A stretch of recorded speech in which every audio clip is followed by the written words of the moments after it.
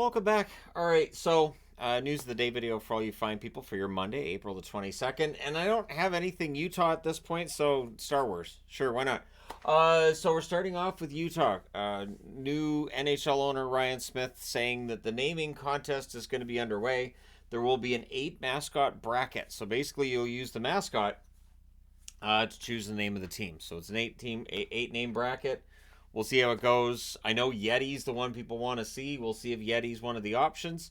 This is where it gets interesting because, of course, people can throw names out, but the owner has the last say in terms of what ends up being eligible to be the team name in this case. So it'll be 8 mascots, and we'll see how that goes. And you better believe I'm going to be voting, and when those 8 are revealed, we can go through those 8 and see which ones work and which ones kind of do or kind of don't. All right, it is official. It looks like Mark Stone's going to play in Game 1. Everybody's going to get all upset with the Vegas Golden Knights. Carrier's been removed from LTIR as well. This does not mean they're 100%. This does not mean that the Vegas Golden Knights are just going to go on a run. People keep talking about how great their roster is as if like there aren't other great rosters in the NHL. And like, well, they won the Cup last year. Well, yeah, but back-to-back wins are extremely difficult in the National Hockey League, and they're not 100% healthy. Plus, Logan Thompson's been named the starter for Game 1. Hill wasn't playing well down the stretch. So there are definitely question marks about the Vegas Golden Knights. It's not like you just plug one guy in and go, well, there you go, now it's a Cup. It doesn't work that way. It's not like Stone was the only reason they won a Cup last year either. So I'm not in panic stations at this point. They have to go through Dallas, then they have to play the winner of Winnipeg and Colorado. There's no easy path to the Stanley Cup for anybody. So, yeah, we'll see how it goes starting tonight. The Colorado Avalanche. So no panic at this point with Colorado, but I would think, some mild concern, right?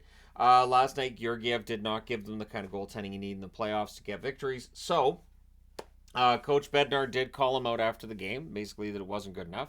But has also said that Annunen is still sick. So what they've done, they've demoted home back down to Colorado, to the Colorado Eagles, and Prosvetov has been recalled. So I would think that if Annunen can't go and if Georgiev has a tough night, then Prosvetov probably ends up going in relief, or we could see Prosvetov as a starter at some point. Again, for Colorado, this was a conversation in the last month of the season, whether or not Georgiev was going to be the guy come playoff time, and Game 1 was tough. Again, it's only one game. I don't think you want to overreact, but at the same time, he wasn't playing all that well going into the playoffs either. General Manager Ron Francis of the Seattle Kraken, when asked about the coaching in Seattle, non-committal. He won't say for sure. He's saying he's still going through the process of, looking at the picture for next year. And it sounds like a general manager that just wants to make sure that he has all of his options known to him. And maybe we do see a move. Maybe somebody that he would like to bring in as a coach isn't available. Maybe an assistant coach for a team currently in the playoffs, that kind of thing. But yeah, Francis kind of cagey on the topic. And not saying for sure that Hackstall's coming back, or assistant or associate coaches either. So we'll see how it turns out with Seattle, but Francis is keeping all of his options open. Last night for Vancouver, kind of a bit of redemption for the Lindholm trade. Elias Lindholm played his best game as a Canuck last night. Absolutely great play for him.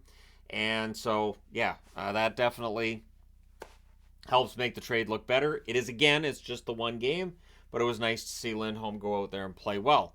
Because while it's just the one game, you'd much rather see a player play well than not, right? Depending on whether or not you cheer for the team, of course. Then for the Jets from last night, so a lot of talk about Connor Hellebuck. He had a very un-Hellebuck-like night, but a lot of that, I think, was sloppy play by the players in front of him. And all he said after the game was, I got to stop one more than the other guy. So he doesn't sound like he's concerned about his play. Obviously, he doesn't want to allow 6 every night, but he's not wrong.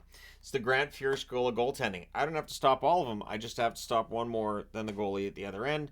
And if it works, then you're known as a money goaltender, right? So Hellebuck keeping the right mindset here for the Abs. We'll see how they adjust for Game 2, but that series, absolutely ridiculous Game 1. I don't see any reason Game 2 won't be just as ridiculous. and I'll be here to cover it when it happens. So let me know your thoughts in the comment section below. As always, don't forget to hit like and subscribe if you haven't done so already. Thank you guys so much for all your support. I will talk to you again soon.